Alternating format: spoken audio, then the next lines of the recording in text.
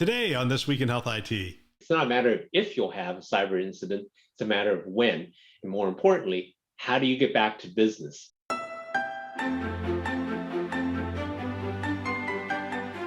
Thanks for joining us on This Week in Health IT Influence. My name is Bill Russell. I'm a former CIO for a 16-hospital system and creator of This Week in Health IT, a channel dedicated to keeping health IT staff current and engaged. Special thanks to our Influence show sponsors, Sirius Healthcare and Health Lyrics, for choosing to invest in our mission to develop the next generation of health IT leaders.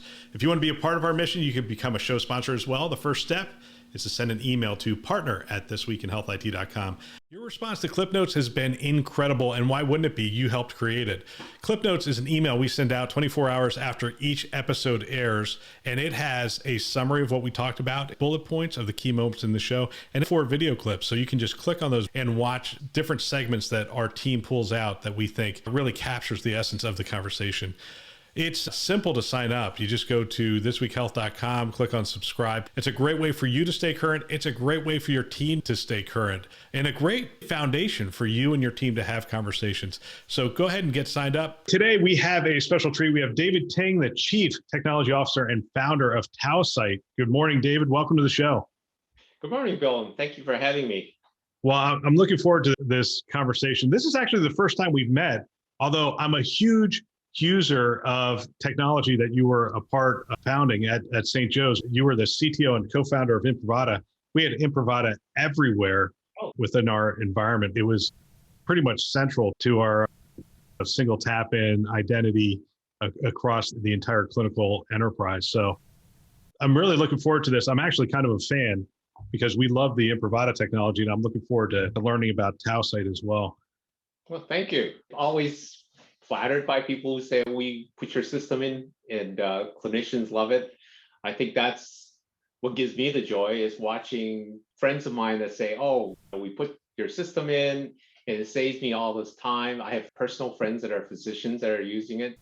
Well, I'll tell you what, I think we're going to start with the current and work our way back to the past, because I think the number one question people want to know is Tausight. So let's start there. What's the challenge that you envision that Tausight is going to address in healthcare? Sure.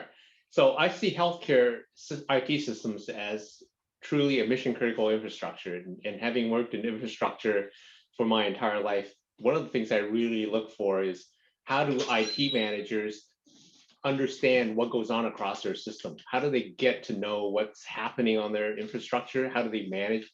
How can they see what's going on in real time? And how can that help them create a better system? So we chose Tausight. Tau is the Greek letter that's used in math for statistical correlation. How do you get statistical data from across your entire infrastructure to say, how consistent can I make my infrastructure, and how precise can that be? Because that's, to me, having visibility, having insight, having the ability to compare both across all your endpoints, across all your users, across all your apps. That's the basis for how you build true reliable infrastructures that are safe, infrastructures that can deliver the kind of performance you want and the kind of security you want. Wow. As you're talking about that, I sort of have chills, because I remember being a CIO, we had what you just described. We had 15 to 20 tools that provided a snapshot into different pieces of what was going on across the network, what was going on with our PHI, with our PII, with our EHR. So we created a dashboard that pulled all that together, but it was from a lot of different systems. Correct. It didn't really give us a comprehensive view, and it wasn't smart by any stretch of the imagination. It wasn't a learning system at all. Is that the direction you're heading with this? You basically just said my story. What I recognized was, in healthcare, the clinical workflow in digital health is all around patient records. You count on digital records, you make it available, you make sure that the clinicians can get to it. How do you start the defense of your system? How do you gain the visibility into the PHI, the medical record environment, how it's used, where it's moving to, how it's secured, who's using it, what applications are using it? How do you gain that visibility across all your endpoints, across time, across your clinicians? So you focus on securing the workflow and then transcend that to what does the technical infrastructure need to do to support that?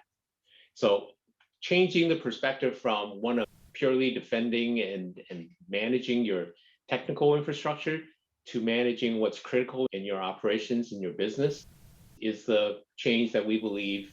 What makes it so hard? What makes healthcare data so hard, and what makes healthcare so hard to secure? I mean, we just had some very public challenges. So one of the things, PHI is everywhere. PHI is the basis by which healthcare runs. Healthcare is late to the digitization game. Every other industry started digitizing decades earlier. I think digital information in healthcare came about primarily in the last 10 years, last 15 years, I'd say. A lot of the systems have grown up, have been added. The complexity is high. The interconnected needs are high. One of the things I had the pleasure of being part of was the cybersecurity task force that was put together in 2015 and getting briefed by the government agencies. And one of the things that came out was healthcare, unlike the other verticals, is hyper-connected. It is basically an environment that's extremely difficult to secure because there's no physical barriers to the machines themselves. Your patient rooms have computers. You have computers out in the hallway.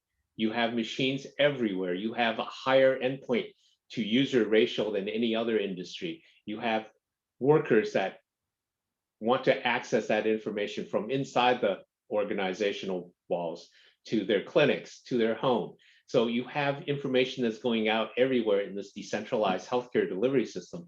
So the thing that you can't secure is the information, where it goes, how it's being used. And PHI, patient records, are generated contemporaneously. Anytime a doctor or a nurse sits down or a business office puts together a note, you have PHI. PHI is not just centralized in your large EMR or your lab systems or your imaging systems.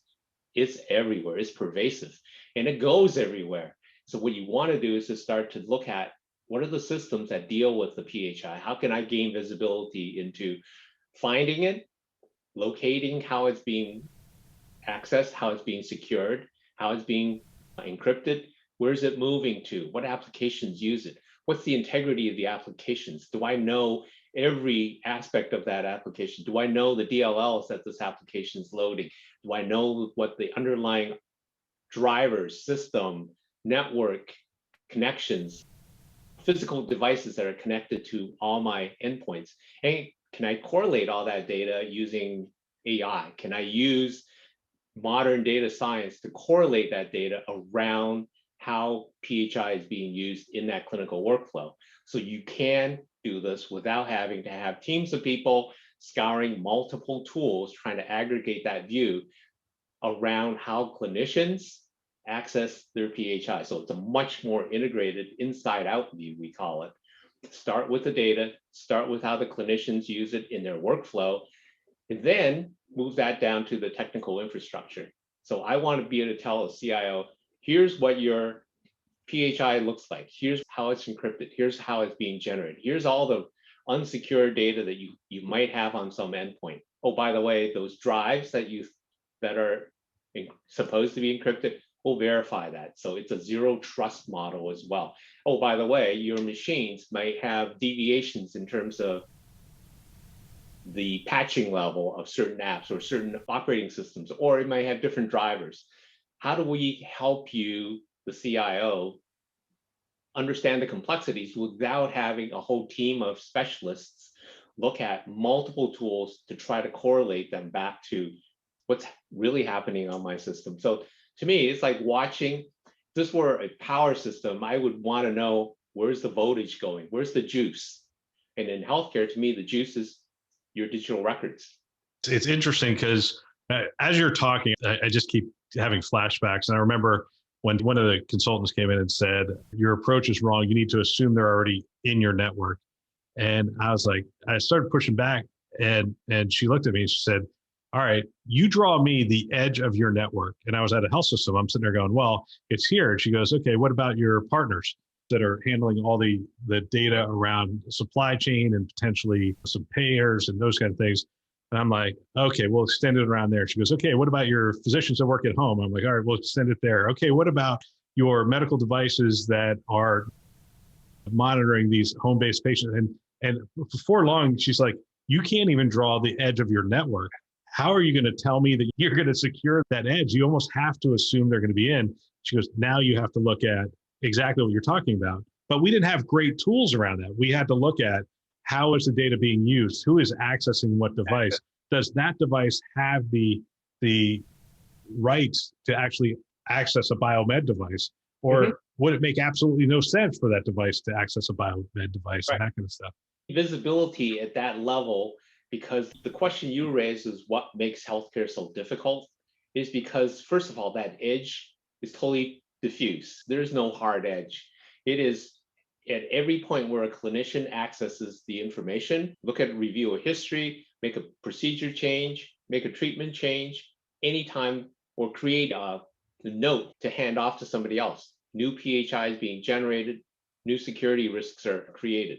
What you really need to know is how can we see that kind of movement? How can we see that level of activity at all the edge points and then convey them back into a central place where you can aggregate that data and put it into one pane of glass that focuses on what are the real issues that you need to worry about, which is, and you go back to the HPE, the guidelines that they have to say, figure out how you're protecting your data, figure out how you're protecting your systems, figure out how you're protecting your workflow. And if there's one thing that the cybersecurity task force worried about, it was, gee, it's not a matter of if you'll have a cyber incident, it's a matter of when. And more importantly, how do you get back to business? How do you continue operations knowing that everything, the cyber blast radius has been contained, that you know that your system is back to a operational status? Recovery in this modern world is as important as detection and is as important as protecting. And so we want to make our tools have the ability to give you visibility, help you understand what's going on, help you figure out where are my assets that I need to defend, figure out what's changing on my system, help you respond and recover. Yeah, what about the business associates? That was always one of those things that was in the back of my mind. We have all these business associates we're doing transactions with. They're taking some of the data to do the work that they're doing. Is it possible to extend this kind of framework across even the business associates? So what you brought up is the fact that your security, your edge, extends outside of your firewall. And so what you need to do is to leverage the cloud and cloud-hosted solutions that you can allow your partners to deploy. So why would I send or work with you if I can't verify that the endpoint that you're using to connect to me, to handle my data, is securable? How can I allow a clinician to work at her clinic if I can't verify that her machines in her clinic, that is her property, but this connecting to my system is securable or has the integrity I need to handle my PHI or my records? And how do I extend that model? So we built our solution to be a SaaS deployed product where the technology can be, the service that we drop in on the endpoints are managed out of the cloud. And so the data can be aggregated from any place where you mandate, gee, you need to have this Tausight service running on your endpoint before I will allow you to exchange data with me. So business associates, we would expect them to conform. So you know what they're doing, you know how well they can secure it, how much PHI going out there is secured, or whether they have very lax policies or protection. You're presenting at HIMSS coming up with Aaron Meary, who's been on the show a couple of times. He's one of the most articulate CIOs that I've come across. He's one of the few people I don't send any questions ahead of time or whatever. And he just looks at me and goes, okay, ask me anything. And he's ready to answer those things. I'm curious, you guys are going to talk about using a holistic framework. And why is a holistic framework important for a CIO or for a health system? Because I think the complexity of the system have gotten to the point where you require so many specialists. You require so many different disparate tools. My goal is to say, how can we help build you in healthcare a specific tool built just for healthcare? It's not designed to be manned by multiple user specialists. And it's focusing on what you really need to worry about, which is how can I secure my workflow, starting with my patient records, my systems that allow the clinicians to access that data. And so you work from the data out, manage the security of the data, understand where it is on all your endpoints, understand the environment that of applications that use it, understand the privileges and use by the clinicians to say, and understand the sessions that they connect to. So I always tell people, unlike the rest of the other industries, clinicians don't have just one machine. They have every machine. They have access on every machine. You and I have a handful of machines that we work on. This is typical of all knowledge workers. Healthcare is totally different.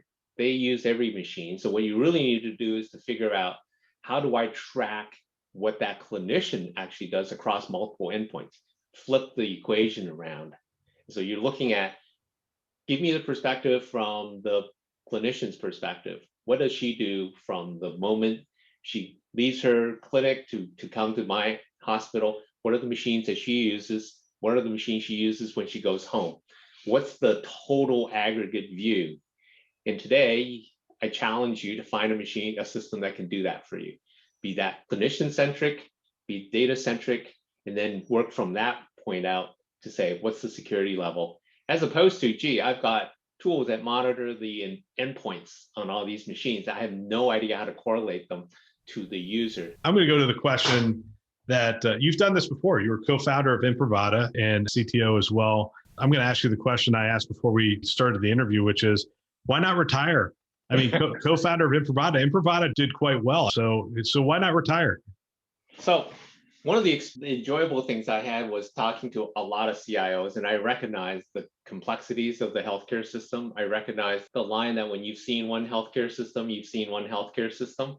Yeah. I recognize that it is not an easy environment to secure, and it's not one where conventional tools can do the job. It's one where you need multiple tools. And Aaron and I have had many conversations about this. What we wanted to do in starting Tausight was, how do we build a focused tool just for healthcare that worries about securing your clinical workflow, but taking into consideration all the other things that you need to do. Our goal is to not replace all your tools. Our goal is to give you a better perspective at managing how you secure clinical workflow, starting with understanding where your PHI data is, how it's secured, how it's being used, where it's moving to, and the ecosystem around that PHI. How do I defend all your applications? Frankly, I tell people, if my Amazon Music applications is compromised on my system by rogue software, I really don't care in a healthcare setting. If there's a piece of software that's supposed to be touching PHI and it's compromised, I want to know about it immediately. If there's a system that can be compromised that will affect the availability of that machine, I need, because PHI is being used and the clinicians using, I want to be alerted and I want to be able to deal with it from that perspective. So when I saw the needs, we talked a little bit about the fact that I was on the cybersecurity task force, and we saw the complexity. And just as we are about to publish the findings, WannaCry hits in May of 2016. And all of a sudden, the HHS focuses completely on how does the US healthcare systems protect against WannaCry. And I had also European customers who got hit by WannaCry who said, we were helpless. We watched our screens turn red and we didn't even know what happened. And we went on the overhead pager and told the staff to unplug, just power off the computers as fast as they could. To me, that was an indication that as an infrastructure, we didn't have the right tools. We didn't have situational awareness that would give somebody an alert that says, machines are running, there are processes running on our machines that you guys don't know about. There are things that are compromising the availability of the environment. We also saw tons of breaches, applications that were exfiltrating PHI data. Well, why couldn't you see those? How does the 80 million records slide out of a healthcare system, sight unseen? If they were in paper records, I calculated that if every patient record weighed 4 ounces in a jacket, it would be a couple 100,000 pounds of paper you had to exfiltrate. And yet people steal them It's electronic. There's no mass. So I wanted to say, how do we do this better? How do we create a better tool for healthcare? And the team that we recruited are all people from the healthcare industry. They all have the same passion. And when you get a bunch of people like Aaron and other folks telling you, hey, this is the right thing to do, you go, yeah, this is newer technologies available, things that weren't available even 5 years ago. We talk about the advanced uses of machine learning. We talk about the power of the cloud. We talk about the analytics capabilities. We talk about IoT technology and the ability to transfer information compactly. Mostly, we talk about the increase in computing power that we have on the endpoint and the ability now to deploy AI right to the edge. So ability to run AI right at the endpoint to do things that you couldn't do even 5 years ago. TensorFlow, all the technologies that we have today are just far more advanced than what we had certainly 5-6 years ago. And so the culmination of all that basically said, you can't retire. Besides, I basically sat around and my wife said, you got to do something. That's the most common story, by the way, for serial entrepreneurs. It's like they're sitting there and their family's going, okay, are you ready to start the next thing? Even if it's a lemonade stand, just go out front and start something. We did the 4 month break, and it's dead of winter, and I'm reading and catching up on new technologies, and I'm going, wow, this is really cool. The advances in machine learning, which years ago when I was in grad school, I did a lot of machine vision, and now the technology and the computing power is so much more advanced. And you say, how do we deal with the shortage of cybersecurity experts? How do we imbue a lot of their intel into the machine learning algorithms? How do we apply that so that we can do better? We can help sift out the unknown, and hence the name Tausight. Yeah. Is there a metric that scares you the most? I mean, the metric I recently heard that scares me the most about healthcare is the average time that somebody is on your network before it's recognized. It's something like 60 days or something to that effect. Actually longer than that. And the Verizon breach report will tell you that the majority of the people, CIOs who are asked, do you know if you have an advanced persistent threat, will say, I have no idea because I don't know what's running across all my endpoints. And so the fact that you can have something sitting there lurking without your knowledge, running in a privileged mode, those are things that you need to worry about. Those are the things that will take you down. And that's the things that, so computer systems are incredibly complex, and every endpoint has thousands of settings that can affect its performance. It has hundreds and hundreds of processes that run. And you cannot track that in any way, shape, or form by hand. Just keeping up with what happens on one machine as updates are applied, as new software is installed, there's just no way you can sift through that 24/7 at every activity across all your endpoints, thousands of endpoints. You multiply that, and all of a sudden you're into the millions and millions of data points. And so the only way, and skilled teams will sift through a handful. You want to have the ability of AI at the endpoints as well as AI at the cloud to help you digest that data. And so sifting through changes is what you really want to focus on. And so it comes back to, how do I keep a consistent system? How do I make sure my system doesn't deviate from what I believe it should have? I'll tell you, the most common thing, we have these cyber professionals come in, they scare the jabbers out of you as the CIO, and then they walk out. And I think the question they ask is, did we get their attention? And what I wanted to say is, you had my attention before you walked in here. I'm already scared. What I want is a solution to this, and not what's going on. Yeah, it's kind of crazy. So you've done the co-founder thing before. Now you're the founder of Tausight. What makes it easier to do the second one? Is it easier to do the second one? I would assume you have some learnings that make it easier to do a second startup. You have all the, I think it starts out with, you have all the contacts, right? You have all the prior knowledge, you have all the credibility that you didn't have before. So the North American Venture Association basically actually has some statistics that reflect that the ability for entrepreneur to succeed, where I think the exit is over $100 million, it's like 18% if you start out the first time. If you failed the first time and you come back and do a second time, your your percentage of success goes up to like 21%.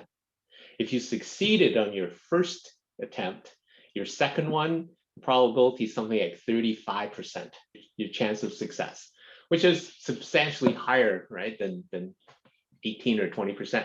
And the reasons they give for that is due to the fact that other people are more willing to help you because you have that glow, you have the aura. And I have to tell you, the people we've met in healthcare have been tremendous. They've been very supportive. They've been willing to contribute their expertise, their time, just listening to your ideas and basically pointing out the gaps. That I found really helpful. When Imprivata, when we went into healthcare, there were a handful of people who really helped me, who basically took me by the hand and said, you don't know much about healthcare. You might know things about security, but let me teach you what goes on really in healthcare. And that experience has been really helpful. I mean, Imprivata has been in healthcare for probably 15, 16 years at this point. And I was there for at least 12 years of that, where we understand what goes on in healthcare. We understand also the technology that's in healthcare. So when you combine all those two things together, you have a lot more credibility with the investors. It's much easier to get started. It's much easier to recruit the team that will help you. Yeah, the money, the teams, the conversations with clients. But just from the outside, listening to that, one of the things that you had is a willingness to listen and to be humble. Some technologists come into healthcare. I mean, not to call anybody out, but IBM Watson sort of comes to mind as I think about this. But they come into healthcare loud and proud, like, we're going to solve all your problems. And it's the exact opposite path to success. Healthcare is willing to help you as long as you come in there and say, okay, help me to understand the world you live in. And, we're going to bring our expertise to bear around that. I think it's a partnership. I think I would never go into an environment where I say, I have the perfect solution for you. I'm willing to go in and say, I have a lot to learn from you, but I also can show you what technology can do because of our focus. The fact that we put together a team that has very specialized, skills in cybersecurity, machine learning, agent IoT designs, user interface designs. We want to help build this thing together. And I always talk about collaborative design. Our goal is to help healthcare build the tool that they need. I don't operate a hospital system. People like you do. So I'm looking for your help with your input and your help to help drive what we do. Where on the technology side, we're deep into the nuts and bolts, but we want it to be applicable to healthcare. So what you look at as humility is our willingness to learn, our willingness to try, and our willingness to ask for help. You're focused on healthcare, but it sounds like your tool could be applied across other industries if you really just tweaked it a little bit. Correct. We have a really cool set of investors who are focused both in healthcare tech, as well as cybersecurity and healthcare tech. And they're basically saying it's the common mistake for startups to say, I can boil the ocean, feed in, take that straw and have that narrow perspective and win in one focused market. Yep. And then branch out. Succeed first, then branch out. Don't try to boil the ocean and say, I can succeed in pharma, in legal, in business. That's a recipe we don't want to follow. So you served as an appointee to HHS Cybersecurity Task Force. So that's another lens at which we look at healthcare through that regulatory government lens. What did you learn from looking at healthcare through that lens of that task? It was interesting. We got briefed by all the specialists in the various verticals. The attempt at first was, why can't healthcare as a information-based business just adopt financial services best practices? And so that was the obvious one. Why isn't it the same as energy, which has similar manufacturing, precision manufacturing? Why can't it be like pharma?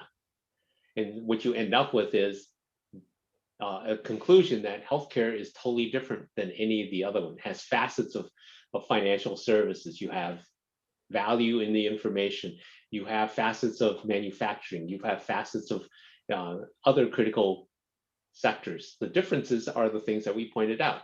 Higher ratio of endpoints to users, higher than any other industry. The lack of physical protection because your systems are all out in the open in a hospital. You can walk up to it, practically a computer connected to the network in any patient's room these days. You can find them in the hallways. The fact that your clinicians work everywhere, they're not confined to the perimeter of your hospital. And then finally, the interconnected, the number of physical devices that are connected to your endpoints and the number of special devices that are hooked into your network makes it a extremely challenging environment. And so all of a sudden, it was the awareness, none of the needs are being met because this is a complex problem that's not being solved using technologies and approaches that are used in other verticals. And so while there are commonalities, perimeter firewalls, endpoint detect and respond, AV, what's different? David, I'd go one step further and say, we talk about healthcare like it's one homogenous thing, but the reality is I just interviewed a health system that has 150 beds. I interview health systems that have 100 hospitals. And so you have critical access, you have rural versus urban, you have access to cyber resources. The budgets are different, the talent's different, the just implementing of frameworks is so different. I would think from the government standpoint, you're just looking at it going, can we just get an agreement on a framework to approach this and get adoption across healthcare?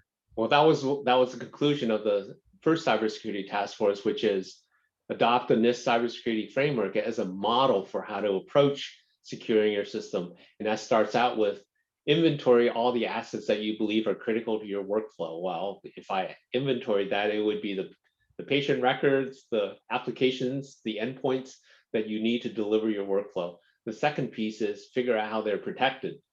How do you secure the data? Is it encrypted? Does it have proper access control? Are your applications secured? Who has owner and access rights to modify those? The third aspect is track or detect and changes in your system. Well, how are you going to do that? You don't even know if there's a piece of rogue software sitting on your endpoint, and it will take you 60 days to find it. Is that going to be sufficient, or do you need something that's closer to real time? If you don't have that, how do you even begin to respond to the challenges of software that gets exfiltrated, applications that get compromised, rogue software that worms its way across multiple endpoints? You need to have visibility into what's going on across your system in order for you to respond. And then when you do get compromised and you do have an incident, how do you know you've closed down all secondary potentials for secondary attacks? How do you know the first one wasn't just a ploy to deploy deeper other agents? So why does it take so long to recover after an incident? It's because you have to scrub every system to say, are there things that I didn't know about that were planted by that first wave of attack that implanted deeper agents, modified more software on my system that I didn't know about? How do I know there wasn't something lingering? So the whole model for the framework that you talk about is how do you approach it in a systematic way? And I think the guidelines that are used are rigorous, and it requires a whole rethinking of how we do this, as opposed to just try to secure the perimeter, just try to secure the networks, which is, to me, a good technological approach for securing the hardware and the systems. What you really need to do is to secure and have visibility to what's changing on your system and where's the data and what are the things that impact my workflow. So it goes all the way back in healthcare to the clinician. What do they touch? What do they interact with? Where do they do this across all the endpoints? And do I have visibility from that perspective?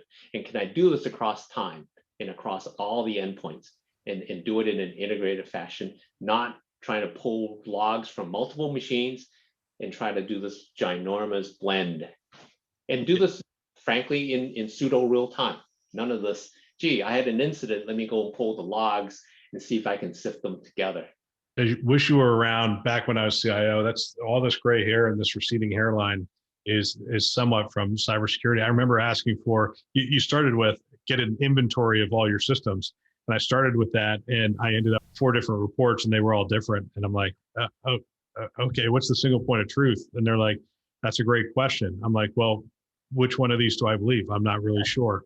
And the numbers, in fairness to the team, the numbers do change. We close down wings, we open up wings. There's new devices being brought online. There's devices that are in closets that get brought online from time to time. Then you have physicians who are going to their homes, doing reads from homes and those kind of things. And it is a dynamic environment. I mean, just knowing your inventory is not easy. Exactly. So I always tell people the IT system is a living, breathing organism. It changes, it evolves. Things are added, things are removed, things are altered. It's a living, breathing beast. And that's how you have to look at it. But you have to have visibility into what goes on across all these nodes, across all your endpoints. And you have to have it in an integrated fashion where you're not trying to sift through the data yourself. You're getting the insight. And what I want to do is to leverage the best of ML, not in a big data kind of way, but in a very targeted manner, where we take the best of cybersecurity knowledge and apply it and say, how do we take the know-how of people with cybersecurity, healthcare expertise, and apply it so that these things can apply to the small critical care hospitals as much as they can apply to a large IDN. I would think I would know your strategy doesn't depend on timing, but your timing would appear to be really good with the scripts, Sky Lakes, St. Lawrence, some of those recent attacks. I would imagine that the conversation has moved to the executive level. So there's a lot of exposure there. There used to be a time where having a cybersecurity conversation with a CEO was not an easy thing. They would just push you down in the organization. And even some CIOs would say, just talk to my CISO. But at this point, it seems like all the way up to the board, everybody's interested. It's a really good time to be bringing a solution like yours to the market, I would think. Well, it's all about timing. We basically approached the problem not from gee, these bad things are going to happen. We approached it from the perspective that this industry needs a better set of tools to help manage the concerns that we talked about. And the technologies are right, the know-how is there, the need is there. So how do we bring together a team that can build? COVID in some ways has helped sharpen our focus. It also changed the perspective in the sense that decentralized healthcare. We've had people working at home all of a sudden. We've had people getting, I always tell the story, my 2-doc dental practice during COVID gets compromised, gets ransomware. I go back for my dental cleaning after he opens up. He's there cleaning my teeth and he says, do you know anything about ransomware by any chance? I'm going, oh, God. You know how they talk to you while they're doing some procedure in your mouth. And I go, yes, thumb up. I do. And he says, we got compromised. We're a 2-doc practice. Why would they attack us and ask for dollars? And I said, they're doing the same thing we're doing. They're working from home and they're finding every target they can find. I said, things didn't change. And so during this interval, we're a virtual company. So we basically went back to saying, okay, let's close down our office and focus working at home and live on Zoom like we do today. The focus and the change in perspective from our CIOs has been, boy, do we need this even more now as our docs are working in multiple places at their homes and their multiple offices that they might have. This is a changed world, and as decentralized healthcare pushes care and clinical access further and further from centralized provider organizations out of the purview of your CIO likes to manage the inside the firewall. We're seeing this as a problem that's going to be even larger over time. Do they scale the demands based on a 2-doc dental practice? I would imagine. How much Bitcoin are you asking for at that point? He said, I had to look up what a Bitcoin was. I had to go and sign up and buy a Bitcoin with my credit card to pay these people off. And so I said, this is awful. And I said, what happened? And he said, we had one XP machine that was used to hook up to our dental film scanner, which phoned home to get updates. I said, XP machines? He said, no, the application phoned home, left the tunnel open. They came back in through it and compromised my entire set of machines. I said, well, at least you figured it out. He said, yeah, after I paid somebody to come in to clean it up, I found out how they got in.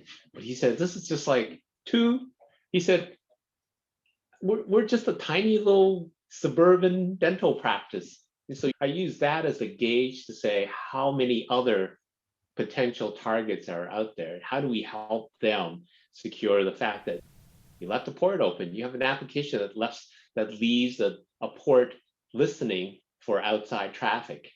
I mean, he said, I had no clue these applications were even running on this machine looking for updates.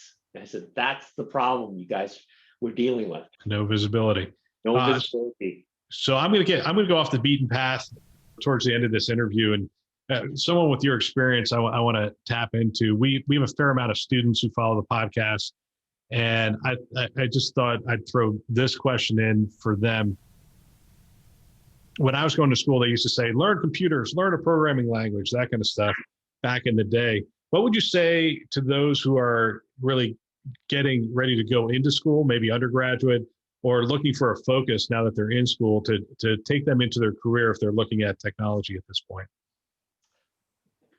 Wow, that's a good question. I mentor a lot of entrepreneurs, both in school as well as startup companies, and it's the same characteristic. You want to get into a field where you can leverage your entrepreneurial skills. And so to me, it is about understanding, does your school have an entrepreneurial program you can get into? Are there things that lead up to it? It could be in anything from pharma to biotech to ML, data science to computers. I mean, I think we're at the beginning of a huge wave of change because of data science. I think anything has relevance in how you analyze large amounts of data. So the benefit of what happened in the past 30 years is we digitized the world. Everything now is available. Everything from your ancestry.com record of your grandparents' immigration to some countries now digital and available. What we now have is an explosion of data and the availability of the data. We don't have the manpower to review all that data. So data science now has all of a sudden taken a huge leap forward. And I think the ability to leverage and understanding the math, the science behind data analysis is going to drive what we do next. The AI model, I hate to use the word AI because it's really an extension of just better data science and being able to see the insight from the noise of the data.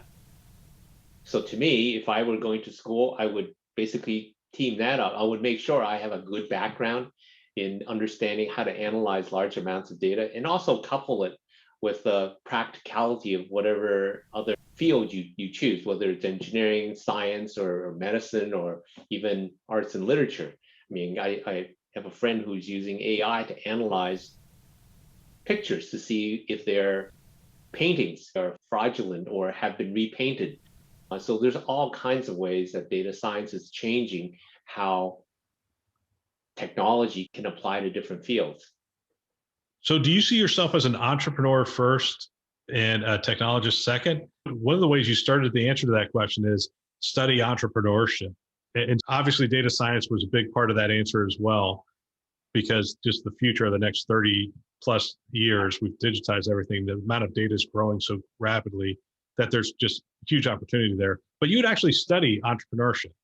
I would. I started out as a technologist. I started out working in research labs. So technology is always in my DNA. I look for new technologies. I try to understand how they can be applied and what's their applicability to specific problems. But if it just stops there in my fascination with technology, with what it can do, it doesn't apply to solving real world problems. I think the era of the large research labs is gone. I think the whole model for how technology gets ingrained into our everyday lives is through entrepreneurs that take the risk to take technology to try to solve a problem, to solve it and make sure that there's a business model behind it. To me, that's how technology gets curated and pushed into the world. It's no longer going to come out of the large corporations that have the traditional R&D groups. I think those R&D groups are going to leverage the output of these smaller entrepreneurs that can take advantage of new science, new approaches, take the risk. I always tell these kids, take a risk. Life's too short, right? I mean, you know it. Yeah. Well, I look for people who basically can say, I understand the science, I understand what can be done. Now I need to figure out how do I succeed as an entrepreneur to take that, curate it, cultivate it, and make it into something that can succeed on its own. Otherwise, it sits on. I mean, I wrote papers and I did research, and they were great as papers and articles that you can stick into a journal. It was only when I started building products for people that I go, this is what I want to do. This is seeing the results of cool technology being put into the hands of people. We built display systems for the first generation of CAD system. We saw digital technology applied in photography, in everything from photography to law enforcement. It was only in healthcare that I said, okay, the problem here is the workflow. How do we streamline authentication workflows? Again, it's curating the technologies to solve a problem. And the end result of streamlining that clinical workflow is what you saw at St. Joe's. Yeah. Doctors loved it. So my theme here is go out and take the risk. Understand how entrepreneurs work. How does that model apply? How do you take an idea? How do you formulate it? How do you test it? How do you go out and seek the funding that you need? And how do you organically or inorganically grow this so that you can basically take that little idea, blow oxygen on it, and watch it glow and turn it into a fire, and hopefully it'll turn into a raging field where it's burning and you're conquering the market that you want. That is how I believe innovation occurs. It's going to occur in the next 30 years. Well, I'm going to close the interview with this question. And it's one of those little, give me your report on the world and all that is within it. But I've been asking leaders in healthcare this question. And it is, what do you think the lasting impact of the pandemic on healthcare from a technology perspective will be? I think it's the adoption and the acceptance of televisits. It's the adoption of use of technology to do in-person care. I think within the first week of the lockdown in Massachusetts, I had a physical scheduled where the doctor calls up and says, we could cancel this or I can do this on a virtual. I said, why don't we do this virtually? And we were trying to set up, and he said, our organization isn't set up yet for any kind of televisit. I said, I could give you a Google Meet, and I'm comfortable disclosing anything over the Google Meet if you want.